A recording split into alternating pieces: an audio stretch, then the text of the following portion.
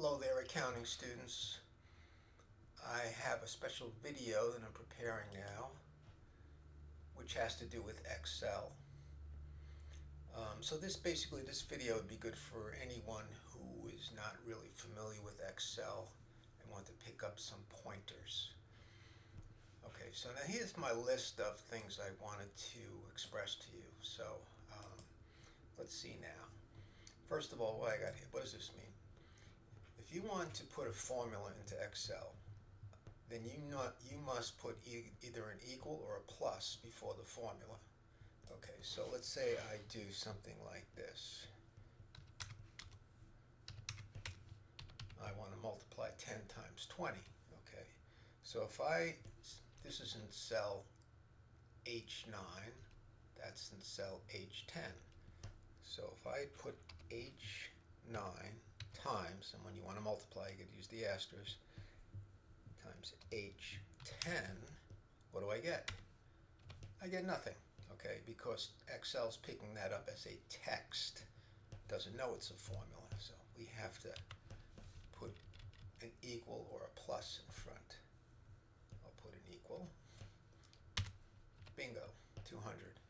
Okay, so that's what you need to do if you want to put a formula in Excel. Let's see what that formula looks like. Okay, there it is. Okay, next on the hit parade, well, addition. All right. You say, I know how to add. I don't need anybody to tell me. Okay, let's try this.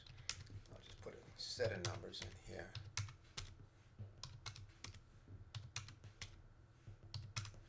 Okay, I want to add these numbers up. Now, I could go like this. Plus, plus, and so forth, yeah? But that would take too long, right? That's annoying. Well, you could do that if you have maybe one or two or three values that you want to add up. But in this case, we have what? We have 6 values. So we got a few choices. We could do this, equals sum, open bracket, yeah? And then just add up everything. So you highlight what you want to add up. So it's visual. You can see exactly what you're adding up. There's our answer, 210. Okay, so that works. Another way you can do it is to use the auto sum. That's this little sigma up here, okay? If I click that, it circles everything, yeah? And you just press enter, 210. You can use that as long as there's no blank spaces in here. Okay, so if I take out this 30, right, the answer is going to be 180. And let's see what happens when I use the sigma now. Okay, you see it stops when it finds a blank space, all right? So that's the limitations of that. It also will add numbers to the left. Let's try that one out. I hardly ever do this, but let's try it anyway. So if I go equal sum, you see it adds everything to the left. There you go. All right, so there's a few little things. Are you going to be doing a lot of adding and the counting? Absolutely, all the time. Okay. What's next on the hit parade?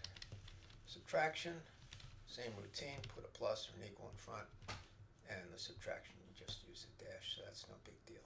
Multiplication, I think I mentioned already, you use an asterisk, you don't use the X like we do in a math class. Okay, and division, that's going to be basically just a slash, yeah. Okay, let's try some of this stuff. Let's put some numbers in here. This is an income statement. Now, for my Accounting 1 students, we haven't really gotten into this too much. We're still in Chapter 1. But it doesn't matter because we show all the math functions. Now, if I want to underline this revenue here, I could use this U up here, underline. Okay? So I got one kind of revenue. This is what I bill, invoice, or charge for. This is Dickey Debit CPA. Yeah? Okay. So let's say that Dickey has $150,000 of revenue. Okay, I think maybe I got too many zeros in there. And that's the problem. Okay, so you can easily get lost in those zeros, right? I don't like the way that looks at all. It bothers me. I wouldn't be able to sleep tonight if I didn't change it. Okay, so if I want to change it, I could click this guy up here, comma. And now I got a nice comma. It looks better, but I don't want the pennies. so I can get rid of the pennies by using this little decimal reducer over here, and this adds decimals. Okay, I could also, if I wanted, I could have chosen this choice over here, and it gives me a dollar sign. Again, I want to get rid of the pennies though. Okay, so let's do that. Now, that's my revenue. This is what I am billing my customers or clients for. This is a good thing. The more the merrier, right? You want to have a lot of revenue. Operating expenses. What are expenses? The costs of doing business, okay? So every business has expenses. All right, so I'm just going to put in some bogus numbers here.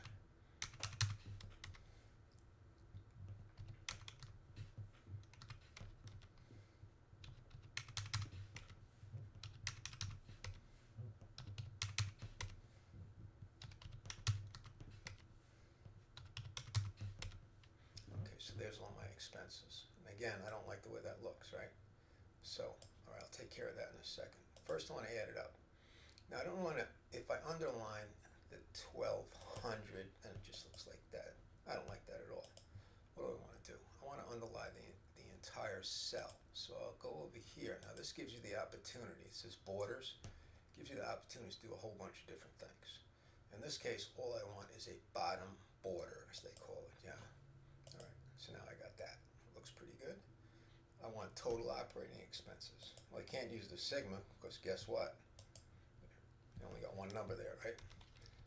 All right, so I want to add these guys up. I'm going to use that equal sum again. Equal sum. Add all these guys up. 44,500, okay? I can format these all at the same time. I don't have to do it one by one, yeah? So there's my total operating expenses. Dickie Debit's having a great month, yeah? Then I'll subtract. Use the minus sign. Bingo. 105,500 is my net income. My revenue exceeds the total of my expenses, yeah? Okay. Now, to dress it up a little, I go back to borders. Where's my borders? There they are. And I want a top line and a bottom double line. This is where the term, the bottom line, comes from, yeah? This is the proverbial bottom line, the net income. And we put a double line in accounting. That means there's nothing going to be added or subtracted from that total. Okay. So there's Dickie Debit's income statement for the month of January 31st, ending January 31st, 2021. Now, if you look at this, you say, well, I don't like the way that looks. That doesn't look right, yeah? So, all right, I can, right now it's left justified. What does that mean? It means everything's pushed to the left.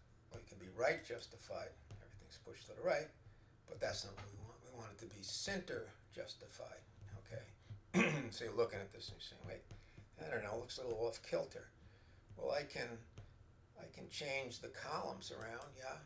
I can move this column over here out a little bit, and it's starting to look pretty symmetrical, yeah? Looks okay? I don't know, it looks pretty good, yeah? I could put a dollar sign on this guy. Yeah, it looks like a pretty good income statement, yeah? Okay, now let's see what else can we do. Division, all right? Now, just for fun, I'm going to move this over here because I want to do something division-wise. A lot of times, companies will divide all of the expenses by their revenue to see what percentage of the revenue does each expense make up. All right, so what I want to do is I want to divide all these numbers by 150,000. All right, starting with 150,000. Guess what 150 over 150 is? You'll never guess. Okay, so I want to take that cell, which is H9, and I want to divide by H9. It's going to come out to 1. Okay, but I don't want $1. What do I want? I want percentage. So I'll click this guy up over here. Now I got 100%. Okay. You want to add a decimal? We can add a decimal. Whoops. There we go. 100%. center it too. It's looking pretty good. Now what happens if I copy that formula? And then, by the way, this one here, this is our favorite function of all time and will be, okay, forever. Want to copy. This copy function saves you a ton of time, yeah? All right, so let's try this. If I copy this formula here, now that's h9 divided by h9, right? Let's see what happens. See if our formula blows up. Okay, our formula blew up because it took h12 and divided by h12. That's not what I want. I want h12 divided by h9.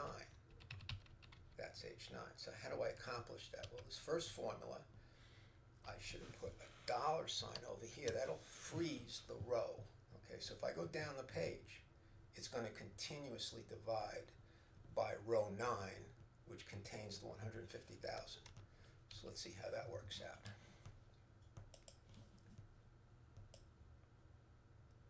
I'll go all the way down. There you go. Looking pretty good. I can do underline this guy over here if I want. And I can do my double line over here. And dress things up, make it look nice. Yeah? Okay. I don't want this, so I'll just erase it. Just delete. Yeah? How's that look so far? Totally amazing, right? Okay. What else can we do? Let's see. Freeze row or column, which is what I just did, right? So if you want to freeze the row, what do? You put a dollar sign in front of the row, which is row 9. If we wanted to go across the page, let's see what happens. Formula blows up, yeah? Well, you know what it's doing is taking 100% and dividing by 100%, so you get the same number. But you can see what happens here is it's going to I9 and J9. And if you didn't want that to happen, then you would freeze the H, put a dollar sign in front of the H instead, okay? And yeah, you do use, in fact, everything I'm showing here tonight is something that you would use, okay? This is not trying to reinvent the wheel here. I don't know, maybe I got about 15 or 16 functions here. There are probably 1,000 different functions, tons of stuff. Most of it I don't use, okay? Exponents, now we're not going to really use them in Accounting 101, but there's other than Accounting 101 students possibly watching this video. So if you take a number, let's say 10, let me get rid of this. Let me take a number over here. Let's use 16. How does that sound? Okay. And if you want 16 squared, you would go plus, okay, so take cell I4, and then you would, above the 6, there's what is called a caret. It's an upside down V. And if I want 16 squared, I put a 2 here. I get 256, yeah? If I want the square root of 16, we know that's 4, right? So I'll go take that cell, caret, 0.5. Bingo. That's how you do exponents, okay? Squared, use 2, cubed, 3, 4, so forth. And if you want square roots, use 0.5. If you want the quarter root, you'd use 0.25. Okay. That's how that works. Let's see now. What else do we have? Cut and paste. Okay. So you say, well, you know, this thing's too far out to the right. Well, I could just do this, right? I could just cut this. I highlighted the area, I cut it, and then I moved it over. Okay? So now it looks a little symmetrical, right? So in my mind, being OCD, it's got to be symmetrical. Otherwise, I got mental problems. Okay. Copy I mentioned. You can do that over and over and over again. So we copied all of these formulas here, right? Okay. What else? Spell check. There is a misspelling on this page somewhere. Okay. Actually, I didn't do it on purpose, but I know it's there. And so I could do spell check. I don't even think I have to do that. I'll tell you what I'll do. Just go over here, and I'll go to review, and then spelling, and it says you spelled background wrong. I got background. Okay, so I can just change it. Okay, so now I'm good to go. It says, all right. It's a beautiful thing, right? Spell check. Save. Well, that's this little guy over here. Save. Now I've already saved this document. So, but let's see, let me change it now. I'm going to save it as, and I want to put it in this file here. What do I want to call this? Excel number 2. And then I just save it. Okay. And I put it in a folder, so you can have folder for accounting 1 and your other classes and so forth. Fonts, all right. Let's see, what is this? Let me go back to where we were. Go home. This is Calibri 11.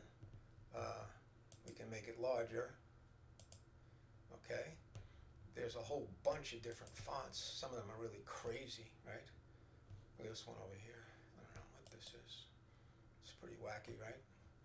I don't use that one. I like Calibri. Okay, so, if you want to have it, okay, you want that. We can do that. If we want highlighted, we can do that. Okay, I use a lot of highlighting. Okay, so that's what we use this thing up here for. And there's these things we can use to format the numbers, right? We already used the dollar sign, we used the percentage sign, we used the comma, and we used the decimals, right? Okay, there's more than that. Okay, you can go over here and you can format cells, and you can do all kinds of exciting stuff in here. One that I use a lot is date. Okay, so let me come over here. I think this one's going to be 122420. Christmas Eve, yeah. 12/24/20. I don't like the way that looks at all. I wouldn't be able to sleep if I left it like that. So I come over here, and by the way, there's a lot of different ways to do things. So there might be some people out there watching this and saying, there's a better way to do this. Probably is, but this is how I do it. I like this better. That's what I like. Okay, so that I formatted that to be a date. Okay, let's see, what else do we have? I did the spell check, save, format cells, fonts. This one here, let me put another. All right, fit to one printing. All right, so I want to print this, let's say. So let's see what happens. I'm going to go to print this thing. I'm going to go File, Print. Okay. Look at that. The whole right side is missing. All those income statement numbers are missing over there. Okay, so this is obviously unacceptable. So let me go back. Now, what do I want to print? Again, I want to print this. So I'm going to go File, Print, and then it says Active Sheet over here. I'm going to change that to Selection. Yeah, okay. It still doesn't fit on here, right? I'm not happy yet. I come down here to Page Setup. I click that, and this is something you do all the time, okay? And I have told students this like 1,000 times. Fit to one. When you want to squeeze a bunch of information onto one page, you use fit to one. Okay, now I got everything. You say, wait, I can't even see that, right? You can make it larger. How can you make it larger? You go over here. We find the borders. All right, there's the borders. So this thing, if I move it to the left over here, and I move it to the right over here, I can get it to be and then I could print this and it'll come out. The other thing I could do with this particular print job, depending upon, you know, what you're doing, you might say, well, you know what, I would like this to be in, this is portrait mode like this. Landscape mode, come over here, so this is portrait orientation. Landscape mode, click that baby over there. Now you can really see what's going on, right? So we can, that's a nice looking print job. Okay, let's go back. Okay, what else do we need to do? Column widths. There's probably numerous ways to do this, but the easiest way to change a column width is what I showed you earlier. Sometimes you want the column to be, excuse me, you want the column to be as small as it can be without changing the way the numbers look. So you could come over here, format, auto column width. What auto column width will do is make the column just large enough so that it'll be able to contain the largest number, and the largest number is 100%. See how that works? I kind of squeezed in there. I don't really like it, so I'm going to move it back out again. So that's column width. Where else are we? Underlining. They call it borders up here, right? That's this thing. Whoops, no, it's not that thing. It's this thing here. That's all this stuff. You can do a lot of different things. Sometimes I put stuff in boxes, like this. I could put into a box. Yeah. Okay, what else? Right, left, center alignment. I did that already, right? That's this thing up here. Left, center, right. And text and background color. Well, the text, I think I mentioned, you can change the font of the text. Now, background colors, sometimes I like to put colors in there, so I might do something like this. Come up here, and this is going to be my background color. And there's all different kinds of colors, right? So that's some kind of amber color, right? And then if you want to, you're not happy with any of these colors, you can go over here, more colors. That's pretty wacky, I don't like that. Let me look at these standard colors. And the second yellow one I kind of like. There we go. Okay, so there's my background color, yeah. You wouldn't do this with an income statement, I'm just showing you, okay. And I did this already, right? I made these Monterey red, yeah? It's the color of my car. Anyway, that's how you do that. And you got, of course, a zillion other choices there as well, yeah? Okay, and there you have it. So, let's see, I don't know how long this took, but that's really, I'm going to say this has got to be like 95% of what I do, and I've been creating these worksheets forever now, and they make me look really smart, which is pretty unbelievable when you think about it, and you know, they make your clients happy, and your clients are happy, they pay you money, and it's a beautiful thing, yeah? Anyway, that's what I have, and for the Accounting 1 students, there's some of the stuff that I mentioned is also in the Tammy 2 Books screen capture video, which anybody can look at if they want to, because it's all public. And that's going to be coming out tomorrow, which would be January 28th. All right, so signing off for now. Have fun, and much, much more to come.